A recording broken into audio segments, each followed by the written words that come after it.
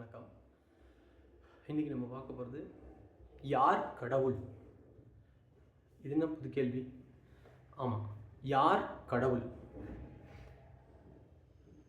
ஏன் அவங்க கடவுள் ஆனாங்க? யார் யாரெல்லாம் கடவுள்? எப்படி அவங்க கடவுள் ஆனாங்க? ஏன் இத்தனை கடவுள் நம்ம ஊரில் இருக்காங்க?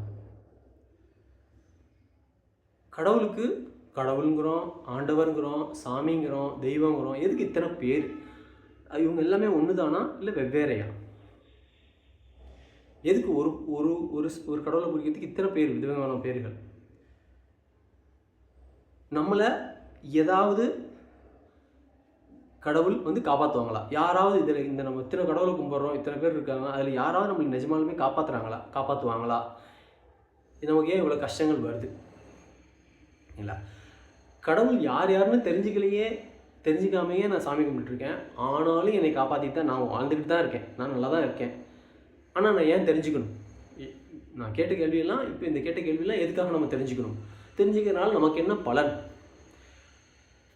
அப்புறம் எதுக்கு இவ்வளவு விதவிதமான திருவிழா? அதாவது பார்த்திங்கன்னா விரதங்கள், பலவிதமான விரதங்கள் இருக்கிறோம். கார்த்திகை விரதங்கிறோம், ஏகாதசிங்கிறோம், சட்டிங்கிறோம், பிரதோஷங்கிறோம். எதுக்கு இதெல்லாம் இத்தனை விதமான விரதங்கள் எதுக்கு? அதனோட பலன்லாம் என்ன? ஏன் அதெல்லாம் செலிப்ரேட் பண்ணுறோம்? அப்புறம் பார்த்திங்க அப்படின்னா இந்த கேள்வி எல்லாமே எனக்கு ஏற்பட்ட கேள்விகள். ஓகேங்களா? என் வாழ்க்கையில் எனக்கு வந்த கொஷின்ஸ். இந்த கொஷின் எல்லாத்துக்கும் ஆன்சர் தேடி நான் அலைஞ்சேன். அப்படி எனக்கு அலைஞ்சதில் எனக்கு ஒரு சில இந்த கேள்விகள், பல கேள்விகளுக்கு எனக்கு ஒரு விதமான பதில் கிடச்சிச்சு.